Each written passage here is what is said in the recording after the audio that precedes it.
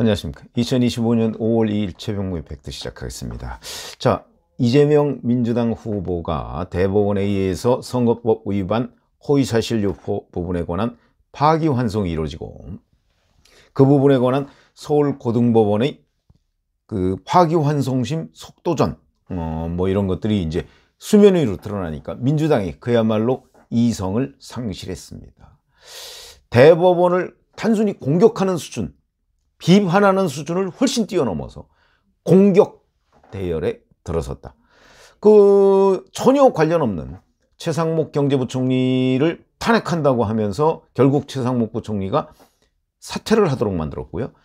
또 아무런 관련이 없는 심우정 검찰총장에 대한 탄핵안도 본회의에 보고했습니다. 오늘 밤늦게부터 이제 표결이 가능하죠. 오늘은 안 하겠지만 어쨌든 곧 표결을 해서 엉뚱한 사람이 지금 피해를 입게 돼 있고, 그 결과로 국정마비, 그래서 국무회의가 제대로 이루어질 수 있느냐 없느냐는 문제까지 해명하게 만드는 이런 사태까지, 이런 것들을 봐가면서 유권자들이 이재명 후보가 여전히 유력한 대권주자로서 제대로 잘하고 있다, 이렇게 찍어줄만 하다, 이렇게 판단을 할 것인지 좀 의문이 드는 가운데, 자, 민주당의 싱크탱크라고 하죠. 민주연구원의 박진영 부원장이라는 사람이 CBS 유튜브에 나와서 이제는 아주 사법부를 없애자, 이런 얘기까지 했습니다. 삼권 분립이라는 것이 이제 막을 내려야 할 시대가 아닌가. 제가 봤을 때 저 사람들, 대법관들을 얘기하는 거로 보입니다. 전부 다 대법관 할 자격이 없는 사람들이다. 저 사법부 인간들 때문에 대한민국이 망하는 것이다, 이렇게. 이거는 막말 수준을 넘어 욕설 수준을 얘기하고 있는 거죠. 저 인간들 자격. 글쎄, 아시다시피 지금 현재 대법관은요, 그냥 대법원장이 내가 추천하고 싶다 그래서 추천하지 않습니다. 대법관 추천위원회라는 것이 있습니다. 그리고 윤석열 대통령이 아무나 갖다 임명하는 거 아닙니다.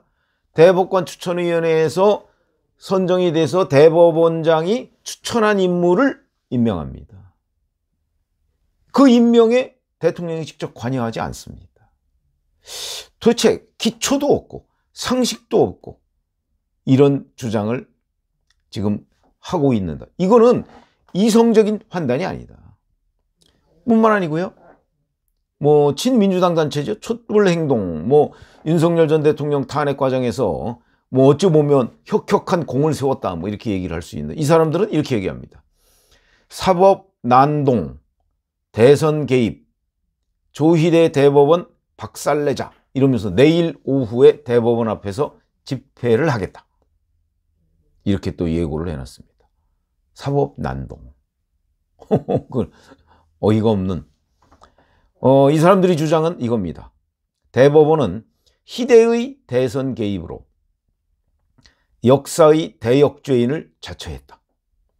법치와 민주주의는 기득권 세력들에 의해 완전히 무너졌다, 이렇게 얘기를 했고요.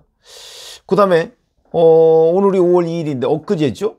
저는 사실 이 뉴스를 보고 좀 이상하다고 생각은 했습니다만은, 이 촛불행동이라는 데서 4월 30일에요.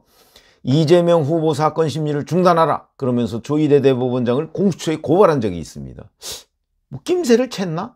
4월 30일이면 5월 1일 대법원의 파기환송이 나오기 전날이거든요. 그런 의심이 듭니다. 그리고 민변은요, 오늘 논평을 통해서 이렇게 얘기했습니다.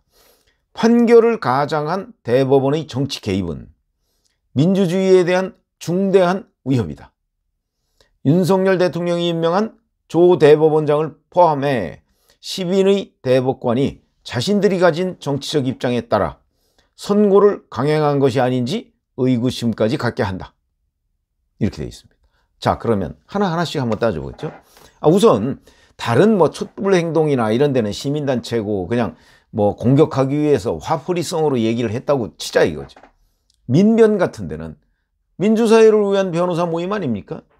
그럼 적어도 법률적인 의미에서 지금 대법원의 파기환송이 갖는 의미가 무엇인지를 충분히 알고 있을 것이고, 뿐만 아니고 헌법재판소가 얼마 전에 내린 윤석열 전 대통령의 탄핵 심판 결과 파면 이거, 그 다음에 서울고등법원이 3월 28일인가요? 내린 이재명 선거법 위반 허위사실 유포에 대한 무죄 그 판결문 아마 다 봤을 겁니다. 그런데 서울고등법원에서 이재명 무죄 판결이라는 말도 안 되는 주장을 펴놨을 때 그에 대해서는 정치 개입이라고 왜 안 했죠? 명백한 정치 개입이죠. 1심에서 징역 2년, 징역 1년, 집행유예 2년이라는 중형이 나왔음에도 불구하고 그걸 뒤집는데 아무런 별다른 뒤집을 새로운 증거가 없는데도 불구하고 말을 잘게 쪼개서 자기들의 주장을 늘어놓고 무죄를 선고했을 때 명백한 정치 개입이죠.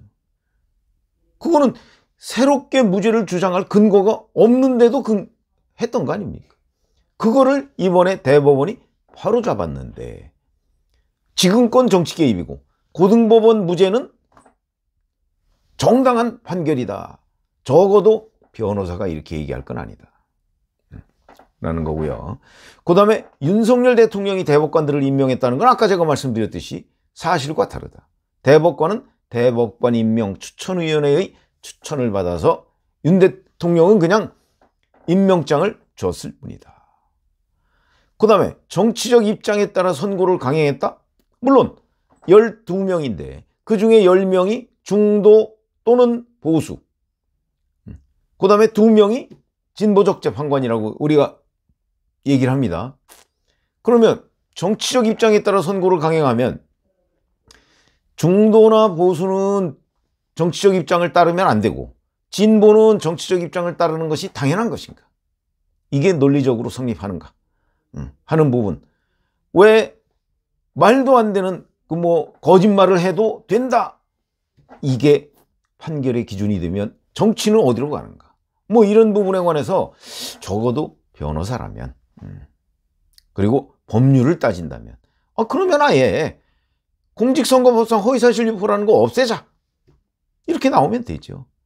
없애고 나서 그러면 이제 자연스럽게 국민의힘 후보들도 앞으로 거짓말 좀 해가면서 정치를 하면 되는 거 아닙니까? 공정하게 해야죠. 최소한도. 이재명만 거짓말 해가면서 정치하는 것이 아니고 국민의힘 후보들도 거짓말 해가면서 대신 처벌 안 하는 걸로 여야가 합의를 해서 처벌하지 맙시다. 그러면 국민의힘 후보도 예를 들어서 김문수 후보나 한동훈 후보도 후보가 됐을 경우에 전 국민한테 1억 원씩 주겠다. 이렇게 얘기하고 선거하면 되는 거 아닙니까? 처벌 안 받고. 왜 이재명만 늘 그러느냐? 그런데 그런 얘기들이 적어도 논리를 따져야 되고 법을 따지고 상식을 따져야 되는 민변에서 나왔다 하는 게 충격적이다. 자, 이런 말씀을 드리고요. 자, 그 다음에 심지어는 그 민주연구원 부원장이라는 사람은 사법부를 없애자 이렇게까지 나옵니다. 이런 막말, 이걸 우리가 어떻게 봐야 될 것인가 하는 부분을 진짜 한번 곰곰이 생각해 보고요. 자, 이 막장까지 간 그 민주당의 이런 흐름, 저는 이런 생각을 합니다. 한편으로 이해를 해보려고 노력을 합니다. 왜? 얼마나 당황했으면 이제 거의 끝났다고 생각을 하는 것 아닌가. 사법부를 없애자는 주장은 제가 지금은 기자 퇴직했습니다만은 처음 들어봅니다. 사법부 없애자는 거는 처음 들어보는 얘기입니다. 이런 얘기까지 할 수밖에 없는 상황, 이거는 거의 정신줄을 놨다. 이 정도 상황이 아니면 할 수 없는 겁니다. 그래서 얼마나 급하면 그럴 것인가 하는 부분을 제가 아무리 이해하려고 해도 저는 이해가 안 된다. 정말 황망한 지경이다 라고 판단이 되고요. 그런데 이런 것들이 이제 이재명 후보는 계속 그런 얘기를 하죠. 결국 국민의 뜻이다 이렇게 얘기를 하는데 국민의 뜻이 어떻게 나타날 것인가. 이런 민주당의 막장 본색을 국민들이 눈앞에 보면서 그래, 민주당이 정말 많이 억울할 거야. 그러니까 민주당 이재명을 찍어주자. 이렇게 할 것인가. 글쎄, 저희들의 경험으로 보면 물론 뭐 선거라는 게 상대적이긴 합니다만은, 그러나 도저히 그쪽으로 표가 가지 않을 것 같은데 지금 이런 일이 벌어지고 있다. 그래서 이런 일은 지금 진행 중입니다.